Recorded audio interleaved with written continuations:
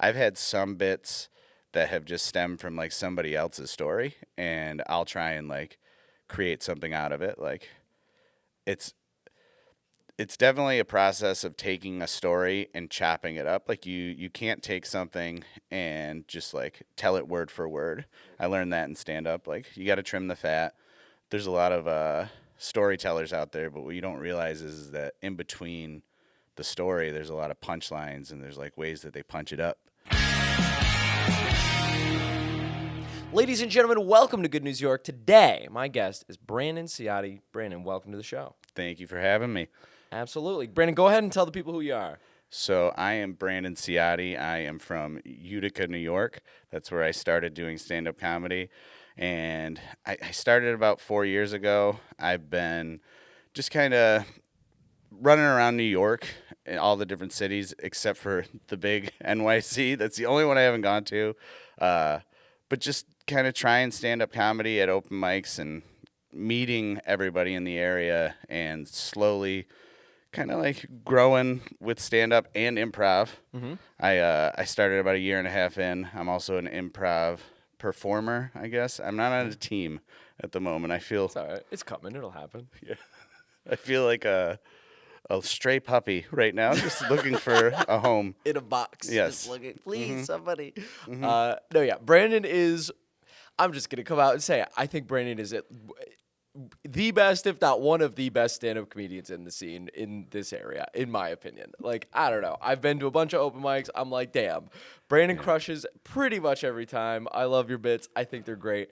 And, like, I don't know. And the way people talk about you, like, they're like, oh, my God, that's Brandon. Brandon's great. Like, I have not heard a negative word about you from anyone, which is very rare because people in Syracuse like to talk some crap. So, that's crazy. That actually means a lot. That's the first time I've heard that, actually. So, thank you, Noah. That means a lot. Dude. Yeah. No, I think you're great. So, you got a show coming up, too, on the 17th. Can you tell us about that? Yes. So we will be at the Palace Theater on James Street. I'm going to be having, it's like a showcase with everybody doing about 10 to 15 minutes. And I've got 4 to 5 comics. It ranges between 3 to 5 when I do these showcases. But with this one, I believe we have 5 altogether.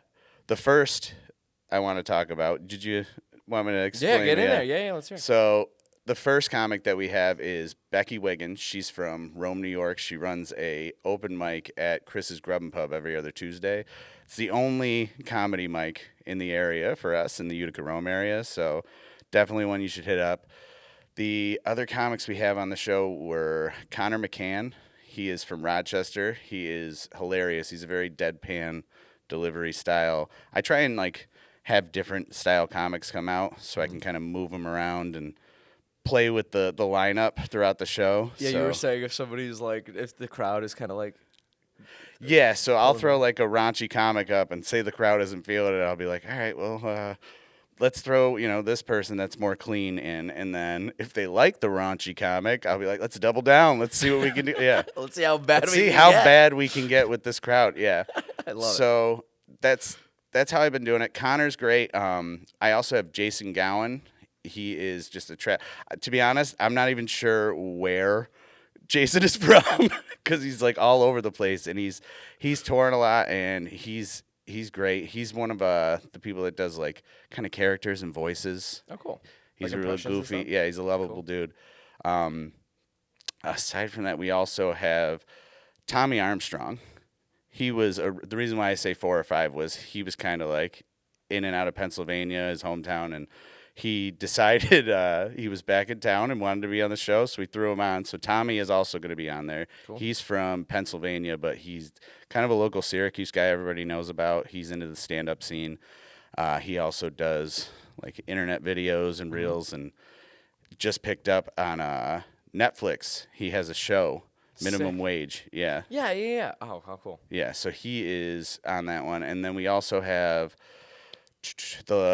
my good friend, Abdul Hadi. You know that he is the best comic, I believe, by the way. He is the one that I would say is top tier, the best in the area. Everything he says is so funny to me. Like, and we hang out. I'm so happy that me and him have like grown to be friends. And like, I've had him on a lot of my shows, and I think for this one, because he plans on moving to New York City, I would like him to probably close this one out. He's gonna kill. He's just every show I have him on, people love him. They all come up to me and tell me he's their favorite, and he's so good. Cool. Abdul Hadi, yeah. Cool. Sweet. The show is on the 17th. Yes. What time is it? July 17th. Doors, I believe, are at 6 or 6:30, but the show starts at 7. Beautiful. And where can I get tickets? So on the Palace website. Sweet. Yes. Beautiful. If I go to the Palace Theater's website in Syracuse, New York here, I can go and get tickets to this show happening at 7 p.m. on the 17th. Beautiful. Cool. Why haven't you been to New York City yet? So I haven't gone, and it's like I have friends there, and I always say I'm gonna go visit them, and I feel so bad I haven't done that.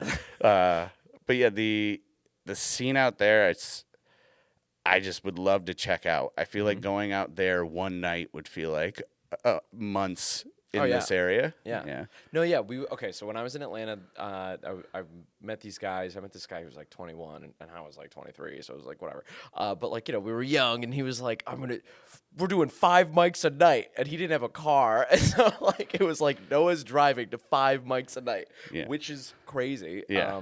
And so we would do like 5 mics a night, and I did that for like 6 months, and I was so bad at it. I mean, you just got to keep doing it. It's like, how long did you try it for? About 6 months. Just the 6 months? No. Well, I did 6 months with him. Not enough. Keep going. I know. I did 6 months with him. Then I did like another 6 months like later on. But like, I don't know. I'm just not. I like improv. I think improv is really fun. It's a different thing, right? You're building with a team. You're building like a reality, and like and it's just more collaborative. Whereas like I really believe stand up feels like, hey, I have this like list of theories that I'm going to like deliver to the audience that I think is going to like resonate with them and make them laugh. And I don't know. It's a lot less of a. I also am really bad at memorization. Like, I don't know. Yeah. So I used to try and like rattle it all off the top of my head, and I realized I wasn't pausing.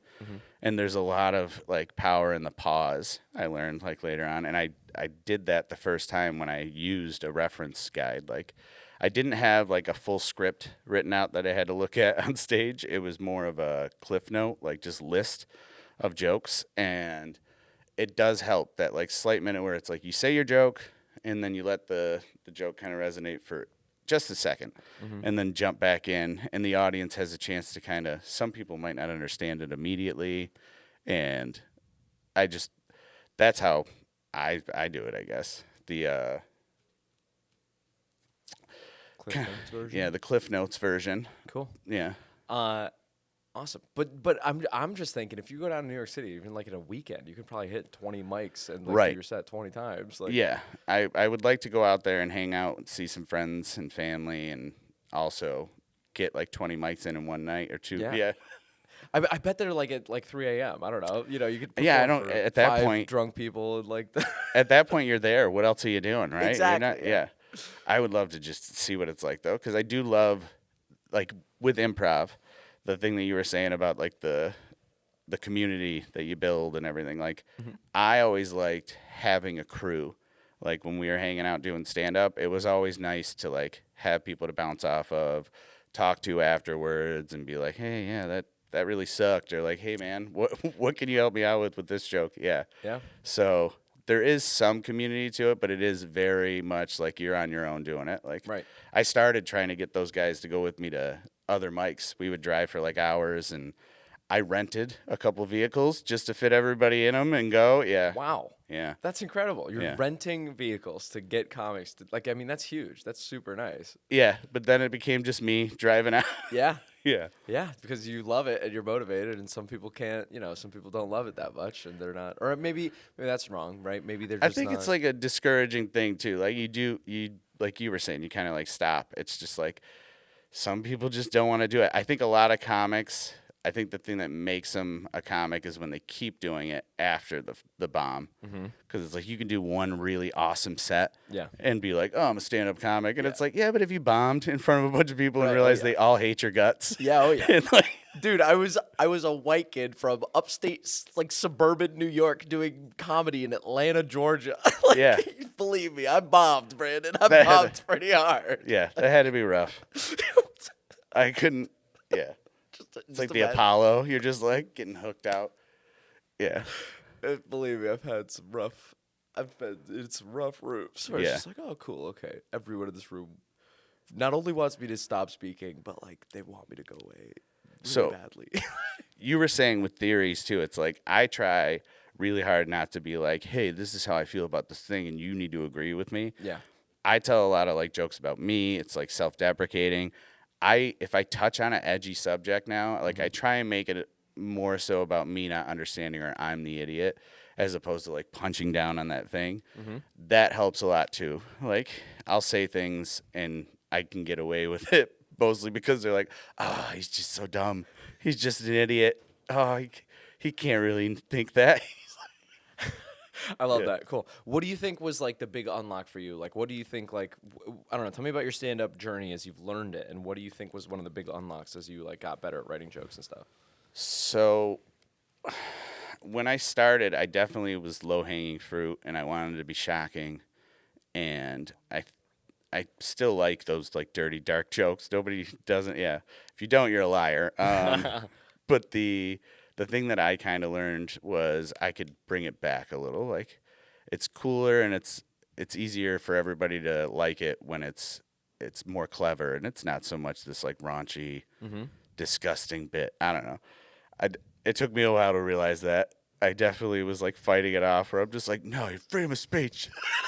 Like I'll say what I want. I'll do what I want. And then it got through to me eventually where I was like, yeah, I could probably take it back a couple notches. Sure. Yeah. Especially when there's like, a crowd of like 40-year-old like white women that like don't want to hear something like disgusting, I feel like, or I don't know. What taught you that? Like was there a certain mic or a certain set that you were like, okay, now it's time to have some clean bits or something like that? I don't necessarily think it was a lot of people just told me, like they kept saying it, and I was like I said, I like to push. I'd be like, oh no, the red button. I'm gonna keep like doing the jokes. Yeah. It just got to a point where I think I was just like, it's like growing up kind of thing, where I'm just like, all right, Brandon, like Yeah. you gotta like you see all these other people trying to do it. That's what it is. It's more secondhand embarrassment. That's Yeah. that's the thing I'm seeing. Yeah. It's when I see somebody else doing it. And I'm like, oh God, like that for me is hard to watch. I was like, is that what I look like? I'm gonna take it back. Yeah. Yeah. I don't want to be that guy. God, Yeah. I know that feeling. That's a great anecdote, right? Watching somebody else really bomb, trying to do something really blue, and you're like, oh, okay, no. Yeah, you're like, oh, was it worth it? Yeah, cool. What does your process look like? How do you write material? So a lot of the times it's through hanging out with my friends. If I'm just like back and forth, we're talking about stories or whatever. I've had some bits that have just stemmed from like somebody else's story, and I'll try and like create something out of it. Like it's definitely a process of taking a story and chopping it up. Like you can't take something and just like tell it word for word. Right. I learned that in stand up. Like you got to trim the fat. There's a lot of storytellers out there, but what you don't realize is that in between the story, there's a lot of punchlines and there's like ways that they punch it up. Yep. That allows them to kind of like drag you along. Yeah. Yep. But yeah, I think just shortening bits for me with my friends, taking something that we think is funny and trying to do like the setup, the middle, the punchline. Yeah. Cool. No, that's great. I remember as well learning my first stand-up set. I was like, oh, like I've done improv for like 10 years. I can just go and do stand-up. And I realized, very quickly, I don't know how to write a joke at all. And like in this whole room, I don't know what to do. And like, it's very disorienting. And you learn very quickly, like, joke writing is the thing. And you need to like do it. And you need to, I don't know. Yeah. I think a lot of people think stand-up is like crowd work too. Right. So like improv people are like, I improv. I can kind of, Yeah, I can crowd crush work this. and do this. And it is a thing. Like a lot of the greats are good at improv and stand-up. And like they have like actors that started out as stand-ups. Like there's a reason for that. They had improv as a background. Yeah. So I don't know. I think it's funny that improv and stand-up people don't get along either sometimes. Right, which I get too. Like I don't know. Like there's that one joke. There's that one podcast clip where like it's John Marco is talking about like improvisers, and he's like they're the most catty like fucking drama filled people in the world. It is a lot of people that want to be the main character. Yep. And I think coming from stand up and going into improv, it was extremely difficult for me to like take back and be like, hey, don't just take over the show. Like, sit back. Sometimes it's funnier to just be the background guy or the guy that like kind of references or like says like a random thing. We had a guy, he was so good at just being in the back. Like whenever there was a scene going on, he would be like the janitor, Sure. just mopping or sweeping, not saying anything, but his faces and the things he would do behind the people in the scene were just like even funny. He stole the scene sometimes. Yeah, he's like reacting, Saying to it. I love nothing. that. Yeah. That's hilarious. That's great. No, yeah, I feel like that's what improv to me is about, right? It's like learning to work together, learning to support other people. That I don't know. I mean, we did an improv workshop last night. You know, we were in an activity together, and like, it's like cool. Some of these people have never been on stage before, and, you know, and so how do you kind of get them to, you know, contribute a little bit, right? And I feel like we both kind of pimped out some of the people on stage a little bit. Yeah. I mean, because people get nervous and they like, once they're on stage, they just shut down. They don't know what to do. I've seen it happen. So it's like, gently, you just kind of throw them the ball. You're like, I know. You're like, Allison, who's your cousin that's a celebrity? Yeah. Yeah, it says anything. Yeah. You got a word in there? What do you got? Like, I don't know. Yeah. No, but that's also why I love it, right? I think that's why it's like, I don't know. Public speaking is like, I think it's the number 1 or number 2 fear in the United States. I heard that after I started doing all this, that they were like, oh, this is like the scariest thing in the world for people. Yeah. Yeah. And that's why I love any form of comedy, because you're watching people learn how to manage adrenaline in their brains, right? Yeah. It's like, oh, sick. There's 40 people staring at me all of a sudden. That never happens, and it's my worst fear. Yeah. And also without a script, right? Without something that like I have to fall back on, right? Yeah. And if you can guide people through how to exist in that moment and like manage that adrenaline when it pops up, I think that's like a really cool. I don't know. I think it changes your life and it makes you feel like, oh, sick, I can do anything, and so. Yeah, it was cool. You could definitely see, too, they started to enjoy it more. It's like they're sitting there just, like, looking down at the ground. And then the second you include them, this big smile on their face comes about, and they're like, oh, I'm in. Like, this is easy. Like, we could do this. Yeah. I love it. Yeah. Cool. I see you hustling. I see you hustling online. I see you putting together shows. I see you, you know, networking with other comics, trying to build a CNY comedy scene, and I appreciate it because I've been doing the same thing, and I see you over on the stand-up side doing the same thing. Yeah. What do people not know in the Central New York area? What do people not know about that effort and about the underground comedy scene here? Just that it takes a lot of just persistence and a lot of driving in the area. Like, if we could have a little bit more centralized in this area, Utica, Rome, Syracuse, that'd be great. But it's been great. Like, it's everybody, like you were saying, is very nice. They're very, like, cool people in the scene right now for Syracuse. Utica and Rome, there's a handful that I hang out with. They're all super supportive. We, like, get together over at Becky's Mic, and it's, like, it's really just a matter of, like, getting the word out. We need more of a comedy scene, I believe, whether it's stand-up or it's improv shows. I think we've got a lot in the area that people don't know about. So it's like spreading the word, just coming out to shows. Some like that I do are just free, like those open mic showcases where it's like a bunch of randoms that like are either doing it for the first time or trying it and practicing their set that they've been doing for years. It's cool. You get to see these comics like work their stuff out at these free shows. And then the other ones that I do where it's like usually like $15 to see a handful of comics all from New York, and it's just really, really cool. Even improv. When I came to your Dungeons and Dragons show over at the Song and Dance, which I love that room. Yeah, no, it's great. That room was so cool, and the way you guys set it up and did your show was legit.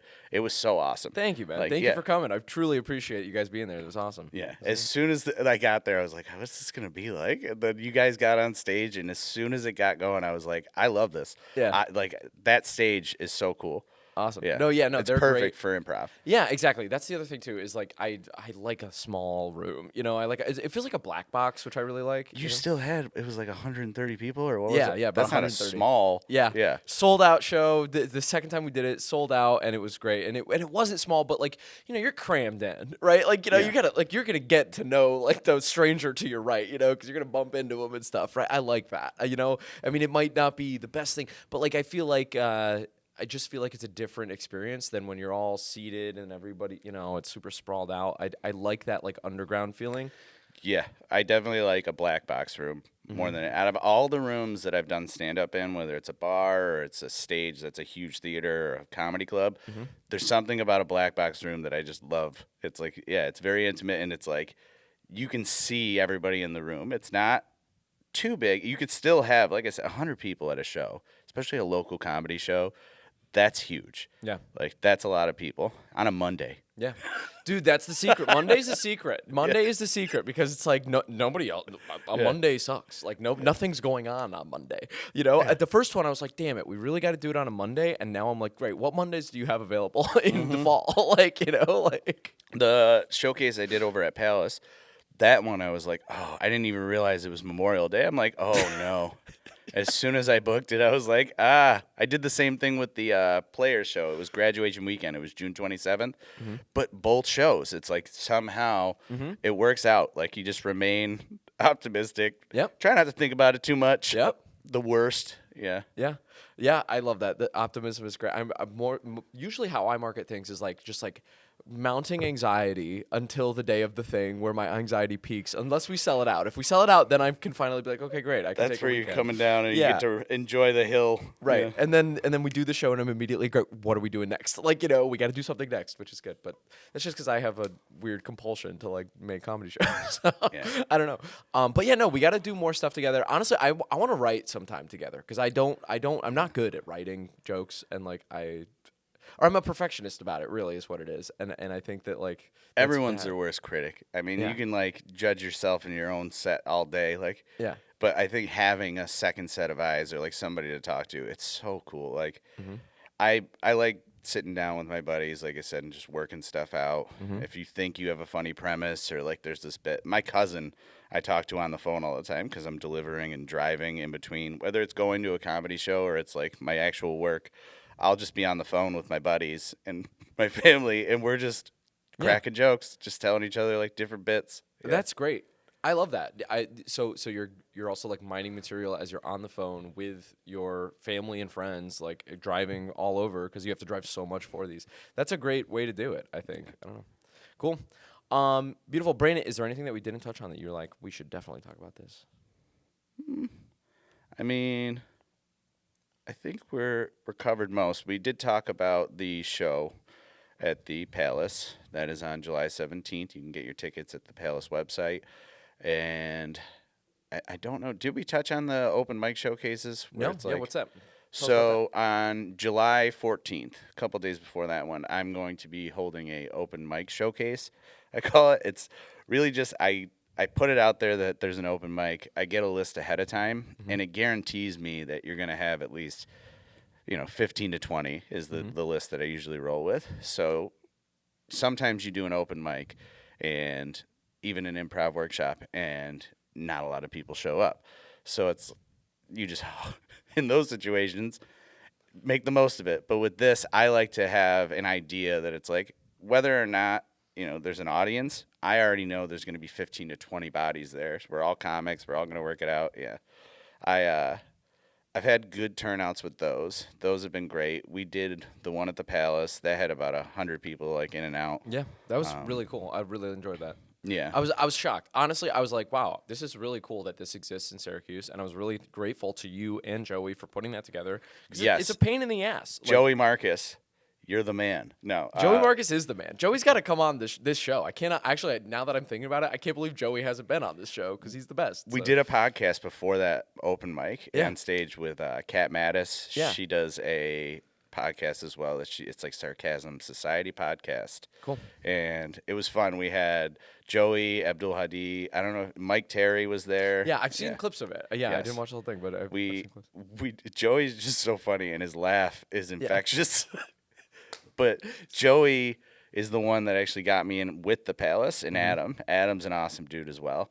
But we do these open mic showcases all around. So, like, the same place that I might do an open mic, I might have a legit show with, like, 4 or 5 real comics coming out. So I mix it up, keep an eye out. I'm definitely trying to build a scene in the Utica, Rome, and Syracuse area.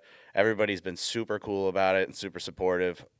I can't wait to see, like I said, where all this goes. I love hanging out with you over here doing improv as well. Absolutely, dude. I can't wait to see what you do with the improv scene out here. It's so cool to see how many people show up when you just put it out there. Yeah. Like, you can't really, Yeah. you market so well Thank you. with this stuff. Like me and Sarah were saying, it's amazing the turnouts that you get at these things, and it's all because you know how to market, you know your time. Like you said, yeah, Mondays suck. Do everything on a Monday. Every one of your shows should be on a Monday. No, man, I could talk about that forever, but like I really love marketing, and I think especially like nowadays, I think that with Gen Z and like this, there's a focus on like live events, right? Like that is a trend that happens because people are. The zeitgeist swings back and forth, right? For a long time, like the world was the way it was, and then like COVID and everything, everybody was obsessed with like online media for a very long time, right? And now that like we've done that for half a decade, right? People are like, great, okay, cool, like I miss going to live events, I miss like being in the real world. And so the pendulum is now swinging back to a focus on like live events.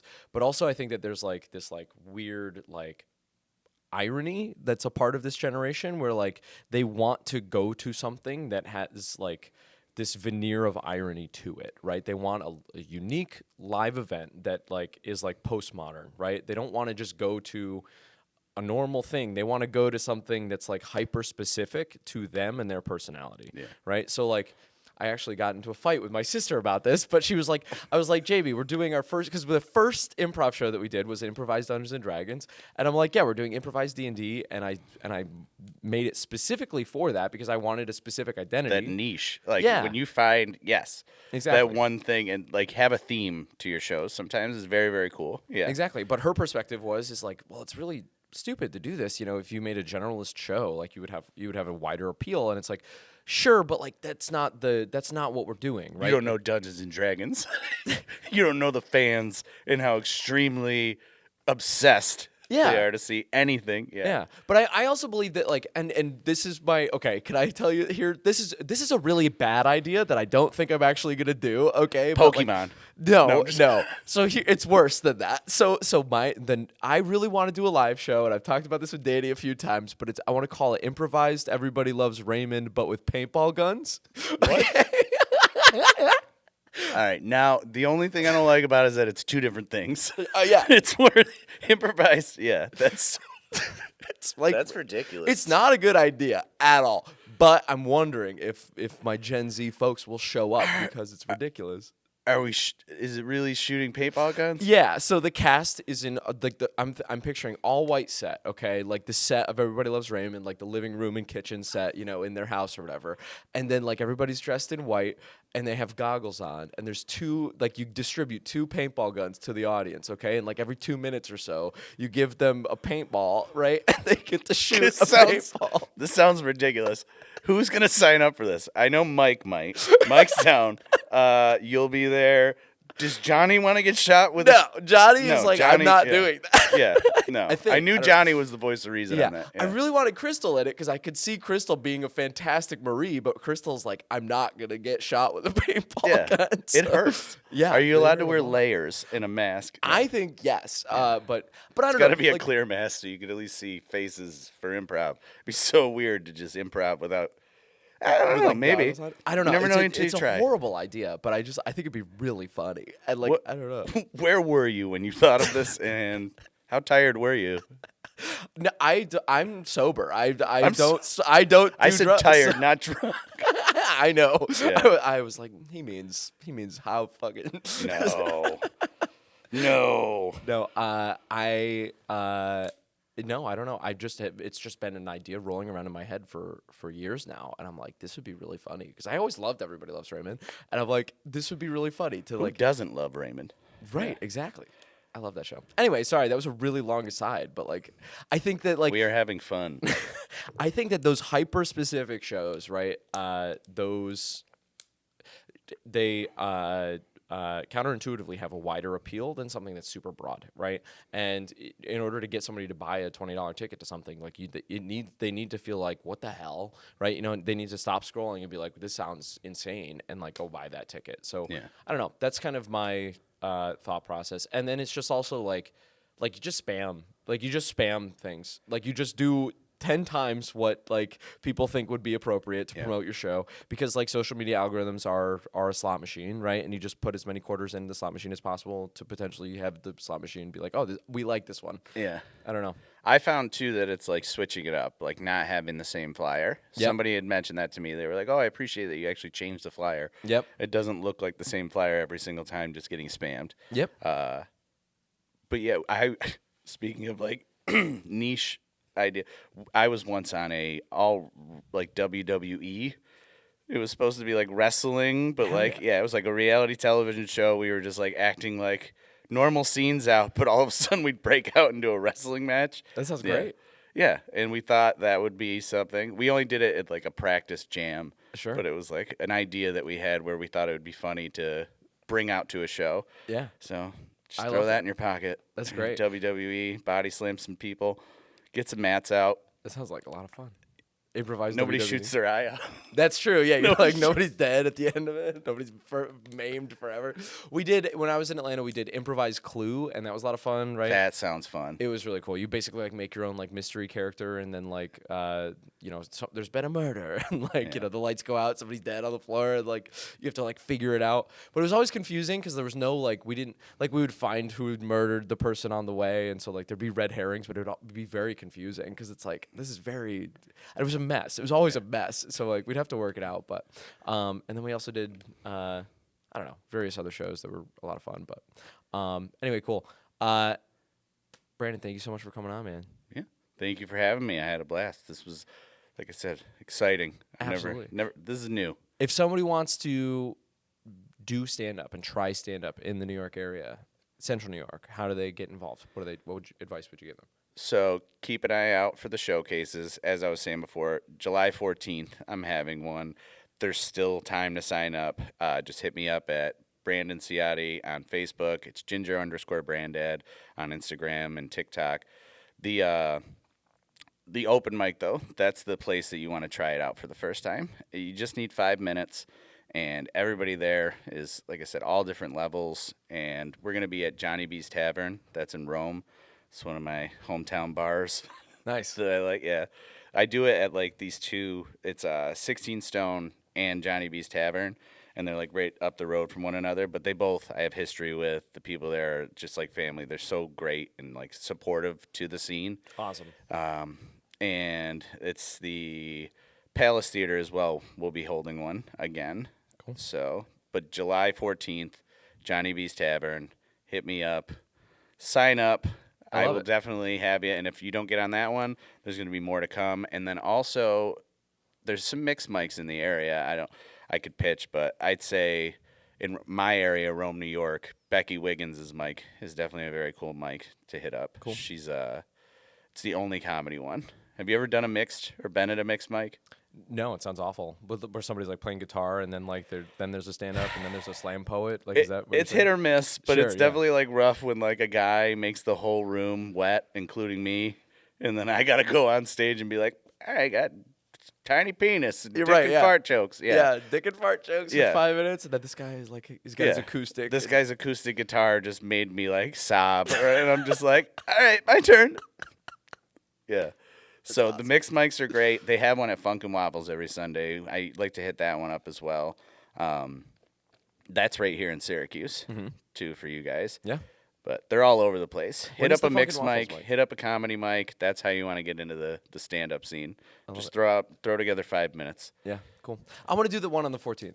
I gonna want come to. If you're down, is there a slot? Yeah, open? so the Sweet. way I already have the 20, Okay, good. and it's already over 20 people have signed Gotcha, up. cool, So no. What I do is I have them thrown into a bucket, and if somebody doesn't show up, that slot becomes part of the bucket pull. So Right. you can get pulled up at any time. You could be bumped up into the beginning of the show. You could go up later on. But everybody that's been after the 20, I just have sign up still, and I throw them into a bucket. Sweet. So if one of those people don't show up or toward the end of the show, I just rapid fire pull everybody out, and you definitely are coming. Okay. You're doing 5 minutes. Sweet. All right. You missed the Palace. What? You came a little late, and you're coming to Johnny B's Tavern. Sweet. And I didn't have any jokes when I was at Palace either. That room is so fun, too. Yeah, The yeah. people there, like Yeah. the crowds that both of those locations bring are so much fun. Sweet. They're down to see comedy, and it's rare to see a bar where the people are actually down to see you. Right. Like, you go to the bars and do these open mics, and you're just like, all right, there's 3 guys that hate me here, and Yeah. I'm going to practice my set in front of them. And they just look at you and, like, turn the volume up on the television. They're like, yeah, no, we don't want to hear that right now. With the phone Yeah. or like, oh man, it's doing a comedy show to people who don't know that a comedy show is about to happen or don't want a comedy show to happen is awful. To see them chug their drink and just run out of the room where they're like, have a good night. It's like, you didn't pay your tab. In college, we would do improv shows at coffee shops, like on campus, and like the people in the coffee shop like wouldn't know that it was like about to happen. It was the worst. Like it was the worst moment of my life. Like Yeah. just like I think that, like, coffee shops, it's like that is more lean toward, like, you want to be careful with what you say. At least at a bar, like, Sure. they don't give a shit. That's Sure, the yeah. place where you could just, like, throw out anything at the Be wall. gross. I Yeah, love be it. gross, be raunchy. Yeah. sweet, cool. But Well, there coffee you go. shops, I've been there too.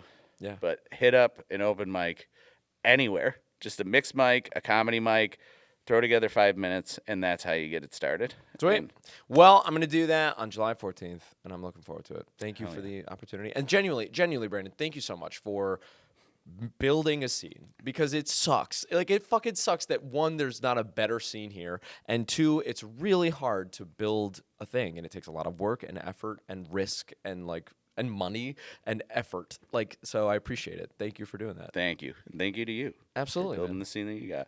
We're going to crush. We're going to keep doing this stuff together, and I hope to work with you more. Absolutely. This was fun. Thank you a lot for having me. Absolutely. Thank you for coming on. Ladies and gentlemen, thank you guys for watching. Guys, Good News York is a production of Clickstream Studios.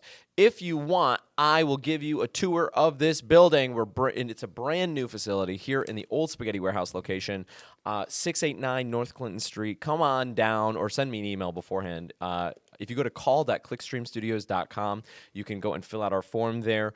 And if you want a tour, that's just submit a form. We'll give you a tour. We are a full service content marketing agency that focuses on video production.